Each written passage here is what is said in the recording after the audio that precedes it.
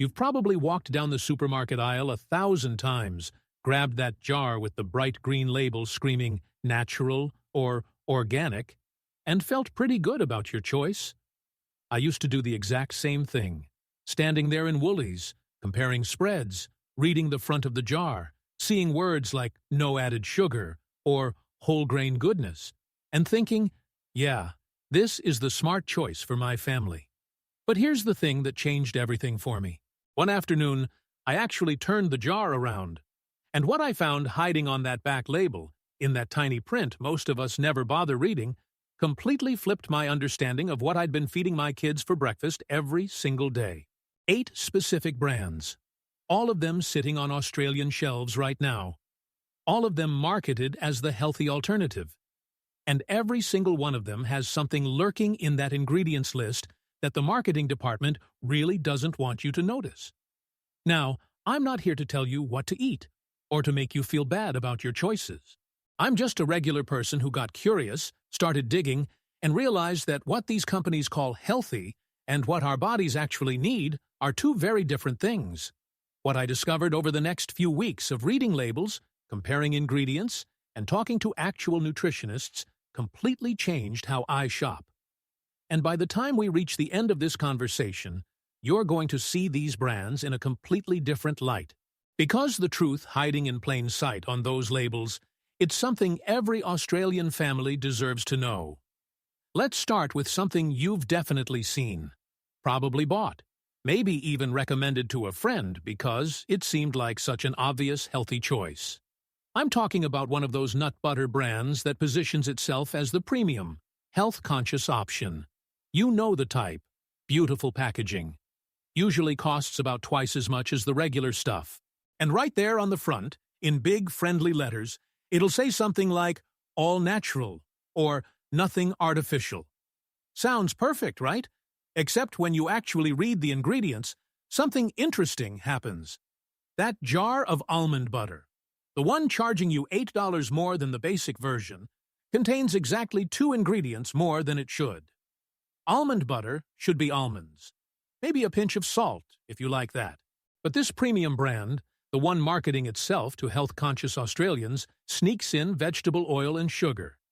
Not a massive amount, just enough to change the texture, make it smoother, more spreadable, more commercial. And suddenly, that pure, wholesome product you thought you were buying becomes something else entirely. The manufacturers will tell you it's just a tiny bit of oil. Makes it easier to spread. Prevents separation. All technically true. But here's what they don't mention. That oil they're adding, it's usually a highly processed seed oil. The kind your body processes very differently than the natural fats already present in almonds. And that sugar, even though it's a small amount, it's training your taste buds to expect sweetness where there shouldn't be any. You're paying premium prices for a product that's actually been made less natural, less pure, less nutritious than the budget option sitting right next to it on the shelf.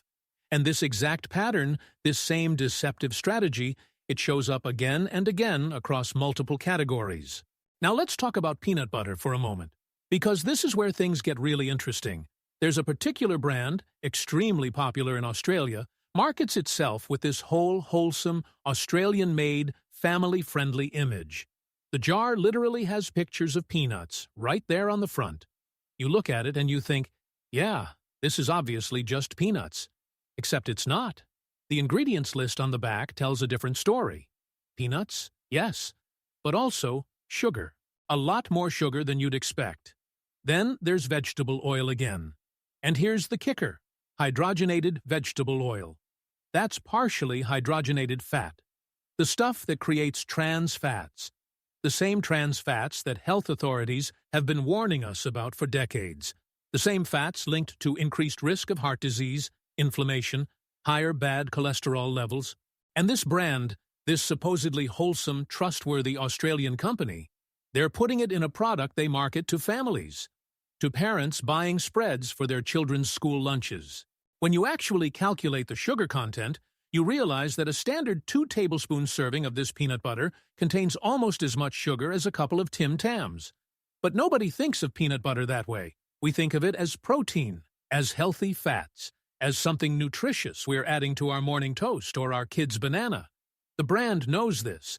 They're counting on you not reading the back label, counting on the fact that most of us grab the jar we've always bought, the one our parents bought, and never question what's actually inside. And that's precisely why this matters so much. But wait, because it gets worse. There's this entire category of chocolate spreads marketed as hazelnut-based, positioned as a morning treat that's somehow acceptable because it contains nuts. One brand in particular dominates this space in Australia. You absolutely know which one I'm talking about. The iconic jar, the nostalgic childhood memories. Except when you actually look at what's in that jar, you discover something almost shocking. The first ingredient? The thing that makes up the largest portion of this spread. It's not hazelnuts. It's sugar. 55% sugar. More than half of what you're spreading on your child's toast is pure sugar. Then comes palm oil.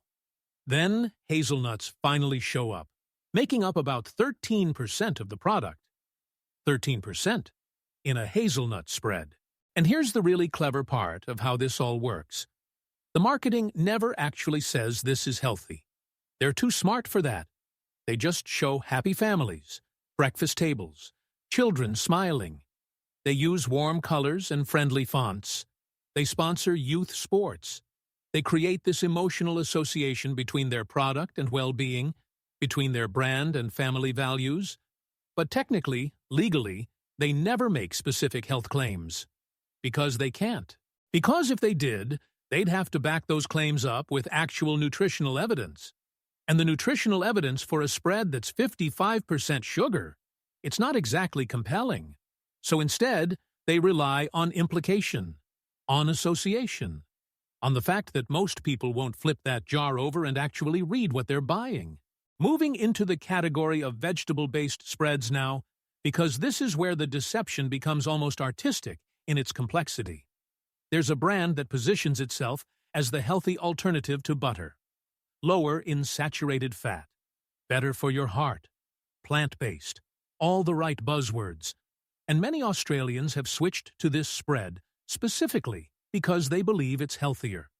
Their doctor might have even suggested it. Reduce saturated fat, they say. Choose plant-based alternatives. Sounds sensible.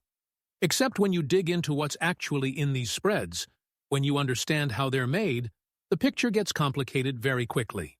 These vegetable oil spreads start with liquid oils, seed oils mostly. To make them solid at room temperature, spreadable like butter, they go through a process. Sometimes it's hydrogenation, creating those trans fats we talked about earlier.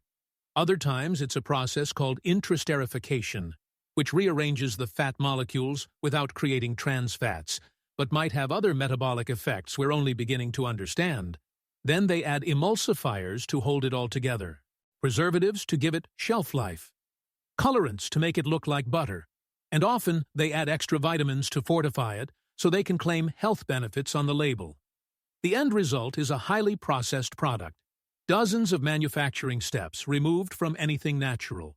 And we're eating it because we think it's healthier than butter, which is essentially just cream and maybe salt. One ingredient. Something humans have been eating for thousands of years.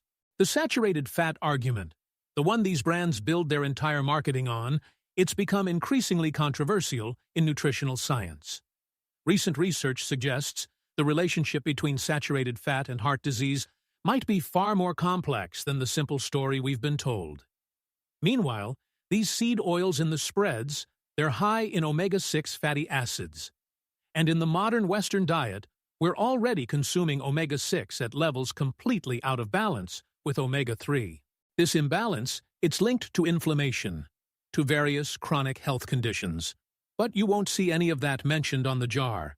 You'll just see plant-based and heart-healthy, and assume you're making the right choice. Here's something that absolutely stunned me when I discovered it. There's a honey spread brand, incredibly popular with Australian families, positioned as natural, as sweet goodness, as something wholesome you can feel good about giving to your children. The jar shows bees and flowers and has this whole natural organic aesthetic. But when you read the ingredients, you find that this honey spread is actually only about 30% honey. The rest? Mostly high fructose corn syrup, a cheaper, more processed sweetener that metabolizes in your body very differently than real honey. They're taking something that should be pure, that bees literally make from flowers, and they're diluting it with industrial sweetener. Then they're charging you a premium price for this diluted product, and they're marketing it as if it's the real thing. The regulatory framework in Australia allows this. As long as they call it a honey spread rather than just honey, as long as the ingredients list is there on the back, they're not technically lying, but they're absolutely deceiving. Because they know most consumers will see honey on the front label, see the natural imagery, and assume they're buying actual honey. They're counting on you not reading the fine print, counting on the fact that you're rushing through Coles or Woolies with screaming kids or after a long day at work, and you're just going to grab what looks familiar and trustworthy. And this strategy, it works. It works incredibly well. Then we've got the jam and preserve situation. There's a brand that markets itself as lower sugar, as the responsible choice for health-conscious families. And technically, yes, it does contain less sugar than traditional jam. But here's what they don't highlight. To maintain that sweet taste while using less sugar, they've added artificial sweeteners. These are sugar alternatives that your body processes completely differently than regular sugar. Some research suggests they might actually increase cravings for sweet foods, that they might impact your gut bacteria, that they could potentially affect insulin sensitivity. The science is still developing, still being debated.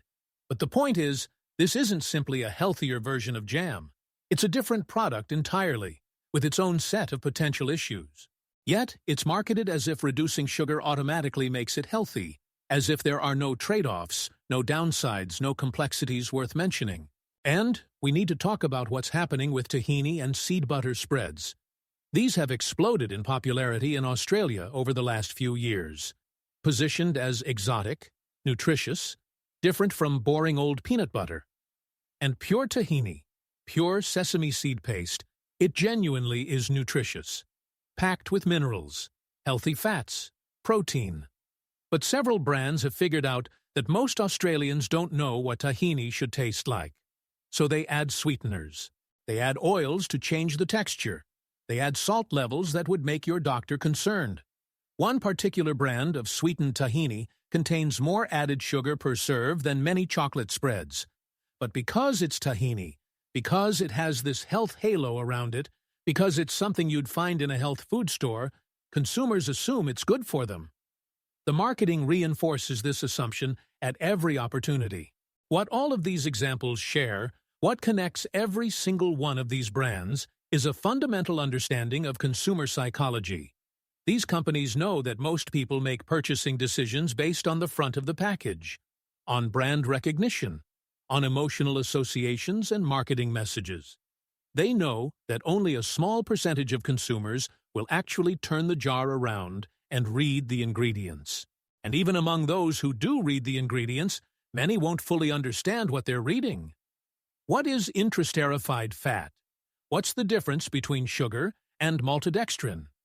Is palm oil actually bad, or is that just environmental hysteria?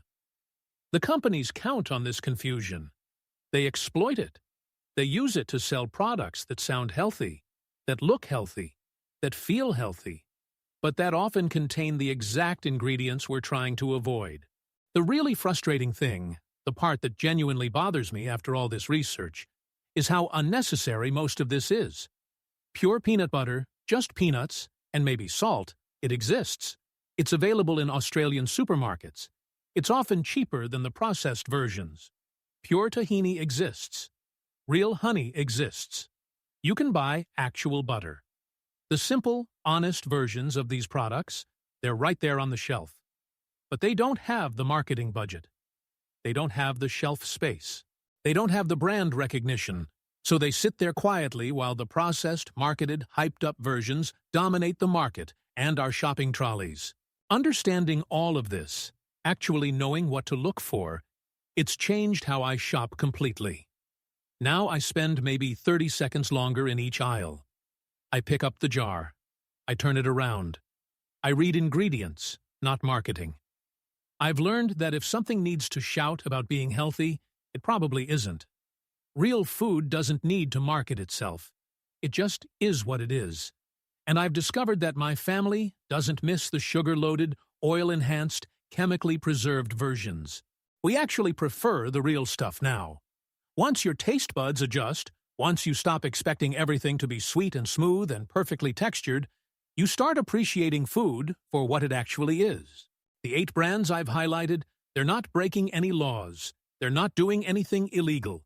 They're simply operating within a regulatory system that allows, even encourages, this kind of marketing.